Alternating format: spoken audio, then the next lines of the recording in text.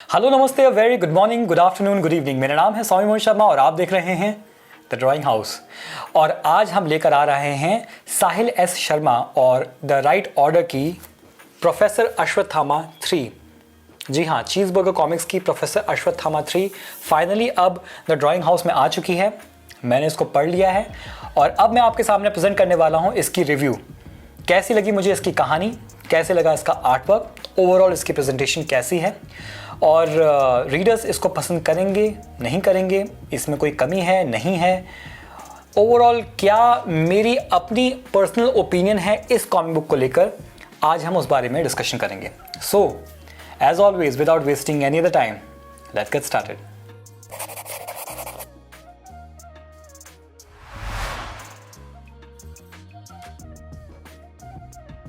Professor Ashwatthama 3, जैसे कि नाम से ही पता लग रहा है कि थर्ड पार्ट है ये कहानी का, उस सीरीज़ का जो चली आ रही है।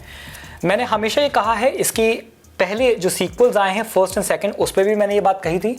जो इसका ओवरऑल स्टोरी प्लॉट है कि रावण की आत्मा को चंगेज़ खान के शरीर में भेजकर कलयुग में अब जिस तबाही की शुरुआत की जा रही है, जिसको रोकने के लिए भारतीय सरकार ने अश्वत्थामा, जी हाँ, महाभारत के अश्वत्थामा, जो कि हमेशा से ही हमारे भारतीय सरकार के लिए काम कर रहे हैं एक गुप्त रूप में, उनसे ये आग्रह किया और फाइनली वो तैयार हुए इस मिशन पर, इस मेगा मिशन पे मुझे कहना चाहिए।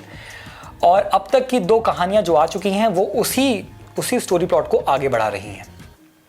मैं ये भी कह चुका हूँ कि जो पहला पार्ट था उसके कंपैरिजन में दूसरे पार्ट का जो आर्टवर्क था वो मुझे कुछ खास पसंद नहीं आया।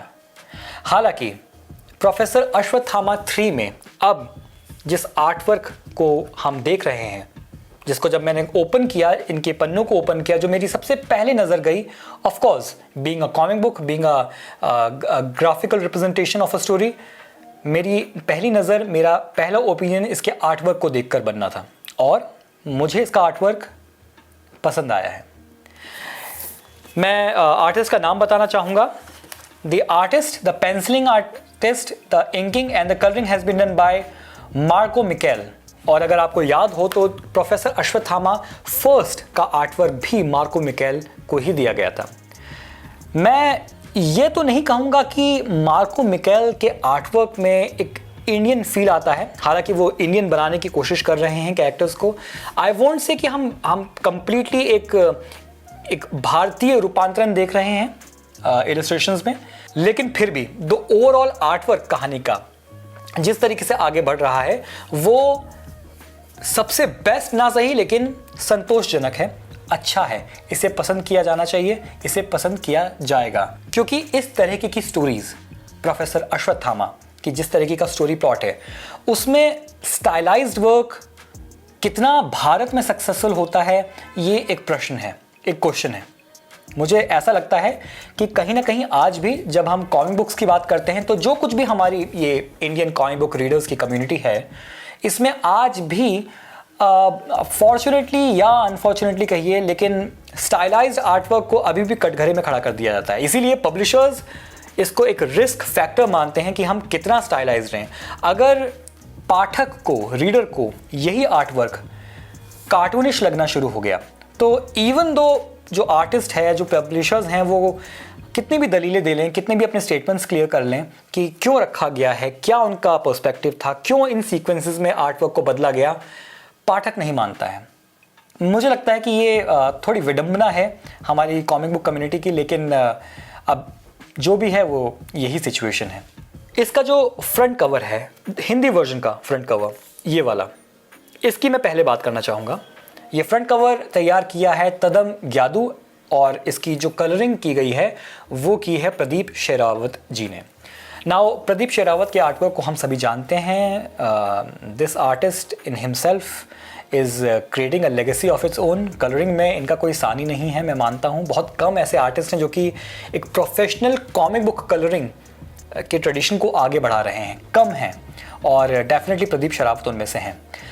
तदम Gyadu, now this is the guy जिसके बारे में मैं समझता हूँ कि this is the hot topic, this is something जो कि आर्टिस्ट के बीच में बातचीत होनी चाहिए। इवन इन माई यूनिवर्सिटी जब भी मैं बात करता हूँ अपने स्टूडेंट से तो मैं कुछ स्पेसिफिक आर्टिस्ट का नाम ज़रूर लेता हूँ। तदम ग्यादू उनमें से एक हैं, because this guy is rapidly getting popular through his art work.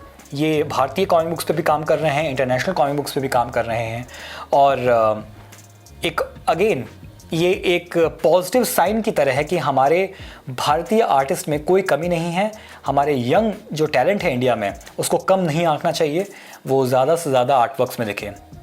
As a fan मैं तो बिल्कुल ब्लंटली ये भी बोलूँगा कि I would love to read the entire professor Ashwatthama in any of the sequels in the artwork of artists like Tadam ग्यादू।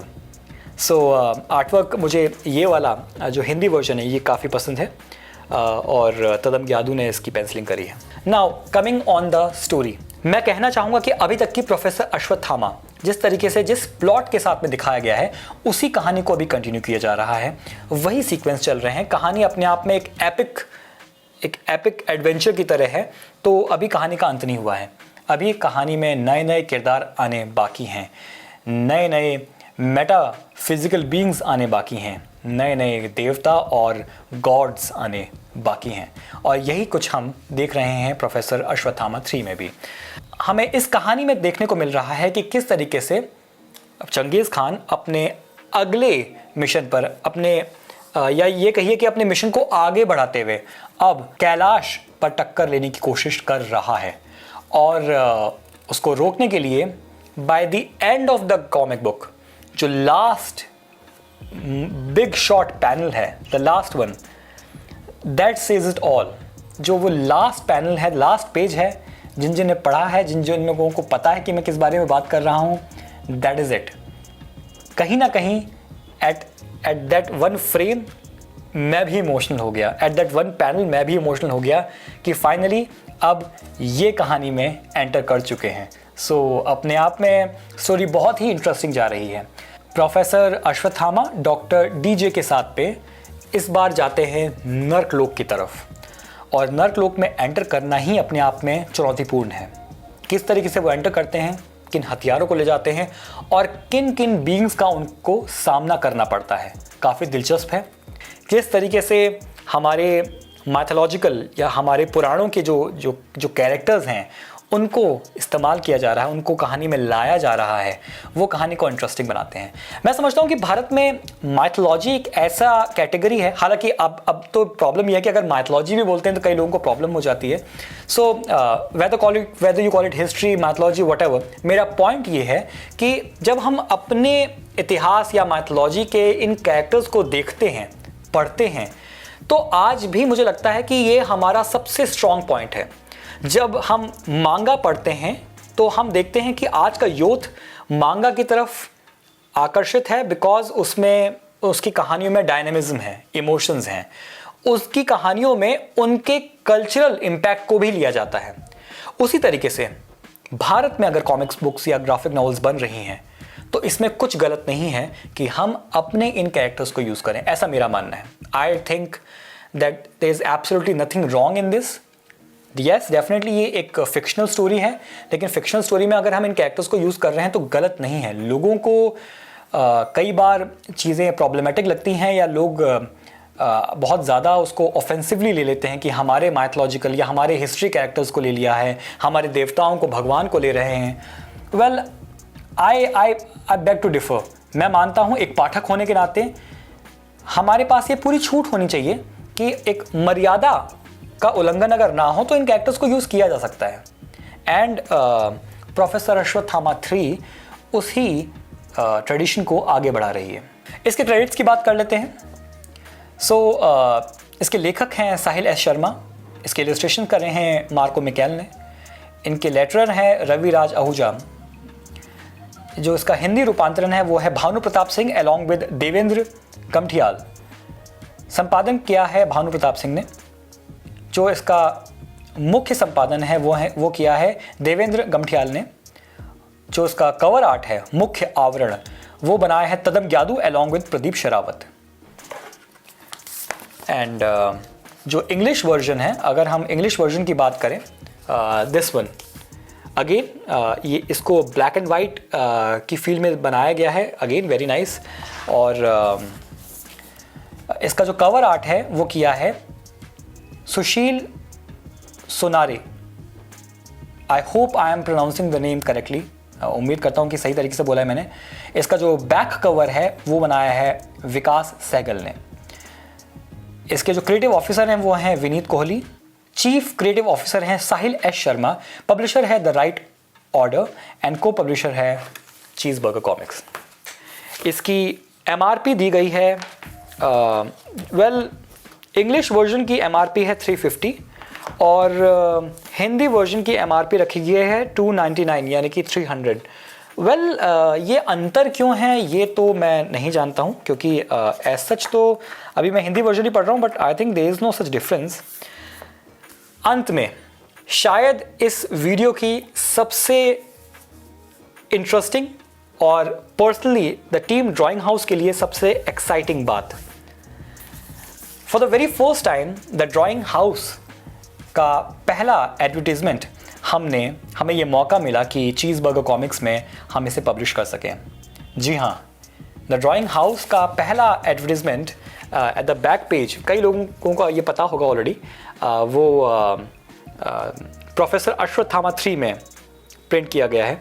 मैं शुक्रिया अदा करना चाहूँगा साहिल एस शर्मा का along with the right order कि हमको ये मौका दिया गया। एंड या इट लुक्स प्रीटी कूल। मैं समझता हूँ कि हम जिस मिशन के साथ में इंडियन कम्युनिटी में उतरे हैं, आर्ट कम्युनिटी में उतरे हैं, कि हमारे Indian artist, writers, publishers, artist of any kind, वो ज़्यादा से ज़्यादा लोग उन्हें पहचान सकें, स्पेशली द यंगस्टर्स जो एनीमे और मांगा की तरफ आजकल कम्प्लीटली डेडिकेटेड है, उनका फोकस है। भारतीय होने के नाते भारतीय आर्टिस्ट को जानना कुछ गलत तो नहीं है, बस ज़रूरत थी एक अच्छे प्लेटफॉर्म की, और हम उम्मीद करते हैं कि हम एक अच्छा प्लेटफॉर्म बनाने में कामयाब हो रहे हैं। So this was a video guys. उम्मीद करता हूं कि ये रिव्यू अच्छी लगी होगी। उम्मीद करता हूं कि अगर आप खरीद चुके हैं अब तक प्रोफेसर अश्वत्थामा 3 तो आपने ये पढ़ ली होगी, और अगर आपने पढ़ ली है तो कैसी लगी है आप अपने हमारे कमेंट बॉक्स में ज़रूर डेफिनेटली लिख कर बताएं। एट दी एंड मैं यही कहूँगा कि ज़रूर पढ़िए, ज़रूर खरीदिए, और अगर नहीं खरीदी है तो इसको ऑनलाइन प्लेटफॉर्म से मंगवाइए। Thank you so very much, goodbye and God bless you.